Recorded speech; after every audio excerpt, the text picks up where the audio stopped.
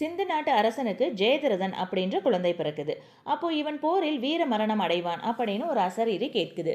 இதனால சிந்து நாட்டு மன்னன் கடும் தவம் புரிந்து என்னோட மகனோட தலையை தரையில் விழச் செய்பவனோட தலை சுக்குநூற வெடிச்சிடணும் அப்படின்னு ஒரு மரம் வாங்கிடுறாரு.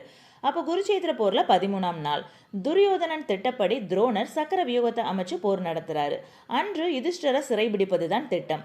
இந்த சக்கர வியூகத்தை பத்தி நல்லா தெரிஞ்சவங்க 3 பேர்: அர்ஜுனன், கிருஷ்ணர், அபிமன்யு. ஆனா அபிமன்யுக்கு உள்ள போக தெரியுமே தவிர வெளியே வர தெரியாது. அந்த சமயத்துல அர்ஜுனனும் கிருஷ்ணரும் யுத்த களத்துல வேற இடத்துல இருந்ததுனால அபிமன்யு உள்ள போறான். உள்ள போய் முதல்ல யுதிஷ்டரை காப்பாத்திடுறான். அதுக்கப்புறமா நீண்ட நேர போராட்டத்துக்கு அப்புறம் அபிமன்யுவை அவங்க கொன்னுடுறாங்க. இதை தெரிஞ்சுக்கிட்ட அர்ஜுனன், நாளை சூரிய மறைவுக்குள்ள ஜெயதிரதனை தானே கொல்லுவேன், இல்லை என்றால் தானே தீ புகுந்து இறப்பேன் அப்படின்னு சொல்லிடுறான். இதனால துரியோதனன் அடுத்த நாள் ஜெயதிரதனை மறைஞ்சு இருக்க சொல்லிடுறான். ரொம்ப நேரமாகியும் ஜெயதிரதனை காணோம்னு பாண்டவர்கள் கலக்கமடைகிறாங்க.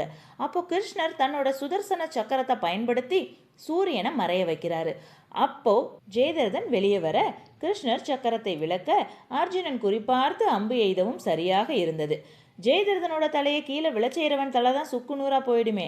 அதனால கிருஷ்ணரோட அறிவுரைப்படி அடுத்தடுத்து பலமா அம்பு எய்த ஜெயதிரதனோட தலை நேரா போய் அவனோட தந்தை மடியிலேயே விழுந்துடுது. இதனால சற்றென்று அவன் எழுந்தவுடன் தலை கீழே விழ அவனது தந்தையின் தலை சுக்குநூறானது. கெடுவான் கேடு நினைப்பான். இந்த கதை உங்களுக்கு பிடிச்சிருந்துச்சுன்னா please subscribe, like and share.